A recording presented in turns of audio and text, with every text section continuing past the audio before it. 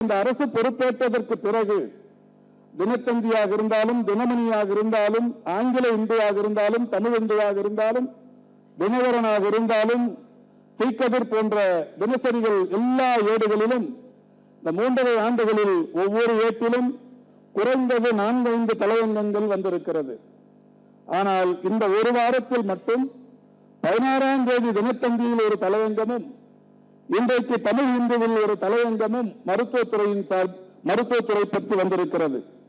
16ஆம் தேதி தினத்தந்தியில் வந்திருக்கிற தலையங்கத்தின் தலைப்பு இன்னுயிர் காப்போம் நம்மை காக்கும் 48 என்கின்ற அந்த தலைப்பை போட்டு இத்திட்டம் மற்ற மாநிலங்களுக்கு வழிகாட்டியாக இருக்கிறது என்று தலைப்பு போட்டு பாராட்டி இருக்கிறார்கள்.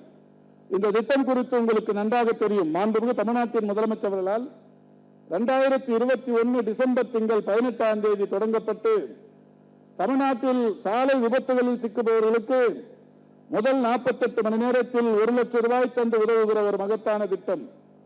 அந்த திட்டம் தொடங்கி இதுவரை 3,23,000 உயிர்கள் காப்பாற்றப்பட்டிருக்கிறது. கடந்த 3 ஆண்டுகளில் கடந்த 2021 டிசம்பரில் தொடங்கப்பட்ட அந்த திட்டம் இன்னைக்கு 3,23,000 சாலை விபத்தில் சிக்கியவர்களை காப்பாற்றி அவர்களுக்கு ஒவ்வொரு லட்சம் ரூபாய் பணமும் தந்து அவருடைய உயிர்கள் காப்பாற்றப்பட்டிருக்கிறது.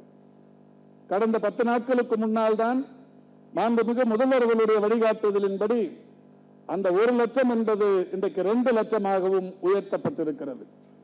ஆக அந்த திட்டத்தின்படி மட்டுமே இதுவரை இந்த அரசு செலவிட்டிருக்கிற தொகை 282 கோடி ரூபாய். 282 கோடி ரூபாய் செலவில் 3,23,000 சாலைகளில் விபத்துக்குள்ளானவர்களுடைய உயிர்கள், அவருடைய பெரிய அளவிலான உடல் நலம் பேணி பாதுகாக்கப்பட்டிருக்கிறது என்பது மகிழ்ச்சிக்குரிய ஒன்று.